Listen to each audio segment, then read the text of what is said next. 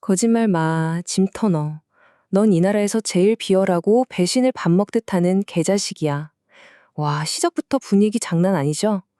여러분, 지금 우리는 폭풍우가 몰아치는 캄캄한 밤, 금방이라도 강 밑바닥으로 가라앉을 것 같은 난파선 위에 있습니다. 방금 들으신 이 살벌한 대화, 완전 생사가 오가는 현장 그 자체거든요. 오늘 우리가 파헤쳐 볼 이야기, 바로 이 숨막히는 순간에서 시작합니다. 자, 그럼 본격적으로 뛰어들어 볼까요? 오늘 살펴볼 이 여정은요, 정말 롤러코스터가 따로 없습니다. 목숨이 왔다 갔다 하는 아슬아슬한 도둑질로 시작했다가 갑자기 분위기가 싹 바뀌면서 꽤나 유쾌하고 뼈 때리는 철학적 논쟁으로 이어지거든요. 그러다 마지막엔 진짜 숨이 톡 막히는 서스펜스로 끝을 맺습니다. 이 기막힌 흐름이 어떻게 이어지는지 저랑 같이 하나하나 따라가 보시죠. 일단 상황이 얼마나 긴박하게 돌아갔는지 시간 순으로 한번 짚어볼게요. 허크와 짐이 월터 스콧 호라는 난파선에 올라탄 건 순전히 호기심 때문이었어요. 그런데 웬걸? 거기서 진짜 총을 든 무장 살인마들을 딱 마주친 겁니다. 여기서 끝이 아니에요. 놀라서 도망치려고 보니까 자신들이 타고 온 뗏목이 흔적도 없이 떠내려가 버렸네요. 완전 도간에 든 쥐가 된 거죠. 그럼 살 길은 딱 하나뿐이잖아요? 맞습니다. 바로 저 살인마들이 타고 도망가려던 구명보트를 그들보다 먼저 눈썹 휘날리게 훔쳐서 달아나는 거죠. 여기서 우리가 주목해야 할 정말 흥미로운 포인트가 하나 있습니다. 바로 허크의 묘한 도덕성인데요. 방금 전까지 진짜 악질 범죄자들의 보트를 훔쳐서 달아났잖아요. 그런데 허크는 곧바로 양심에 팍 찔려 합니다. 아니, 나도 나중에 재수 없으면 저런 살인마 신세가 될 수도 있는데 그때 아무도 안 구해주면 어떡하지? 이런 생각을 하는 거예요. 그래서 이 범죄자들을 구출할 판을 짜라겠다고 결심합니다. 선과 악의 경계가 진짜 절묘하게 얽히는 순간이죠. 그럼 도대체 어떻게 구출할까요? 허크는 근처 나루토 경비원에게 달려가서 진짜 기가 막힌 그야말로 청산유수 같은 거짓말을 지어냅니다.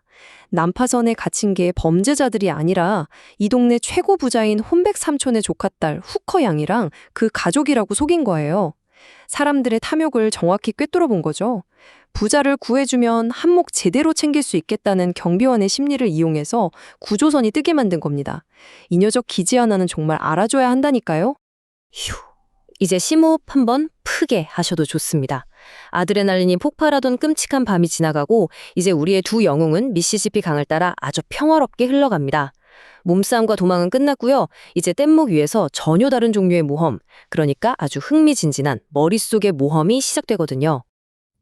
참고로 그 훔친 보트 안에는 살인마들이 긁어모은 전리품이 한가득이었습니다. 새 옷이랑 장화는 기본이고요. 두꺼운 책들에 망원경, 거기다 무려 최고급 시가가 세 상자나 있었어요. 허크랑 짐승에 이렇게 부유했던 적이 있었을까요? 아마 단 한 번도 없었을 겁니다. 기적적으로 자기들 뗏목도 다시 찾았겠다. 전리품도 빵빵하겠다.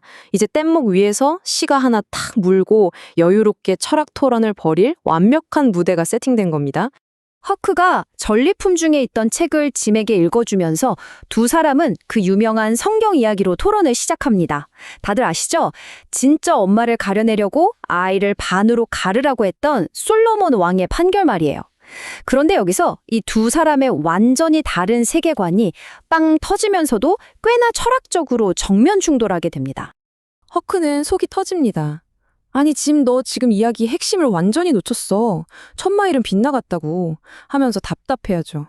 왜냐고요? 허크는 백인 사회에서 배운 대로 생각하거든요.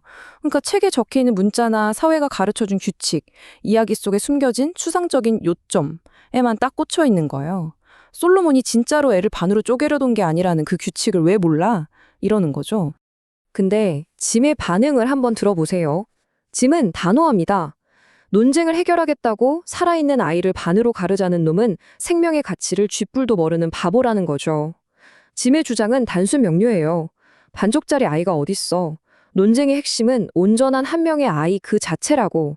어떤 추상적인 교훈보다도 실제 숨쉬고 살아있는 인간의 생명이 먼저라는 겁니다. 와, 짐의 이 생생한 삶의 지혜가 정말 제대로 빛나는 순간 아닙니까? 이 둘의 관점을 한번 가만히 비교해 볼까요?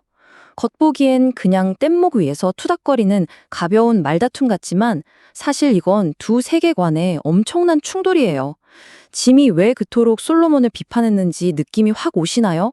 짐은요, 흑인 노예로서 가독이 무슨 물건처럼 이리저리 팔려나가고 찢어지는 걸 직접 겪은 사람입니다.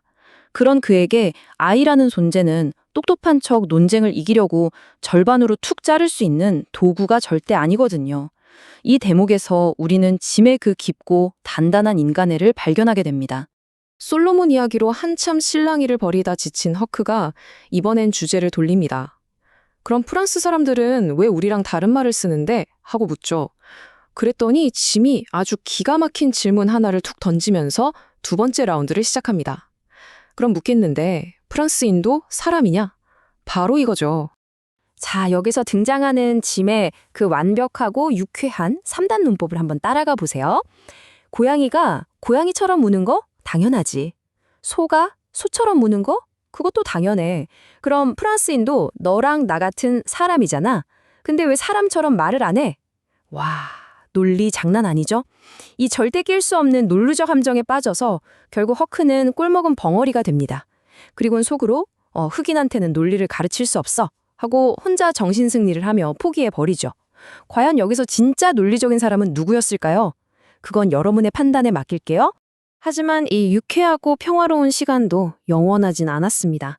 강물 위의 상황이 언제나 그렇듯 말이죠. 이제 분위기가 확 바뀝니다. 등골을 오싹하게 만드는 자연의 거대한 위협이 슬금슬금 뗏목을 덮치기 시작하거든요. 이 위협이 얼마나 치명적인지 이해하려면 지금 이들의 위치가 얼마나 중요한지 먼저 아셔야 합니다. 허크와 짐의 최종 목적지는 일리노이주의 카이로라는 도시예요. 여기가 왜 중요하냐고요? 거기가 바로 짐이 노예 신분을 영원히 벗어던질 수 있는 자유주로 가는 관문이거든요.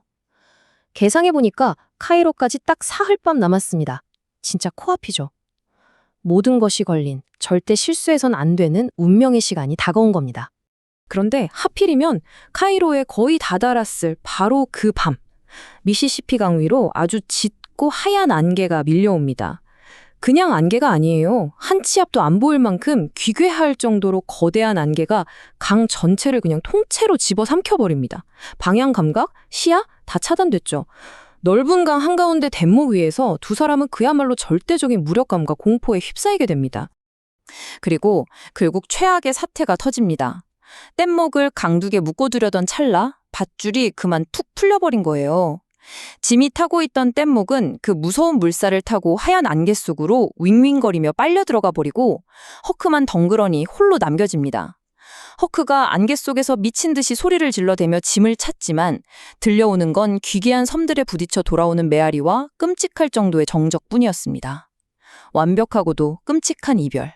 두 사람은 그렇게 찢어지고 맙니다. 자, 여러분, 상상해보세요. 자유를 불과 몇 마일 앞두고 이 모든 걸 집어삼킨 눈먼 안개 속에서 두 사람이 서로를 잃었습니다. 과연 이 두 영웅은 이 거대하고 두려운 자연의 미로를 뚫고 서로를 다시 찾을 수 있을까요? 아니면 이대로 영영 헤어져서 각자의 험난한 운명을 맞이하게 될까요? 이 숨막히는 질문을 여러분의 머릿속에 남겨두면서 오늘 살펴본 이야기는 여기서 마무리하겠습니다. 이 엄청난 안개 속에서 어떤 일이 벌어질지 다음 이야기도 절대 놓치지 마세요.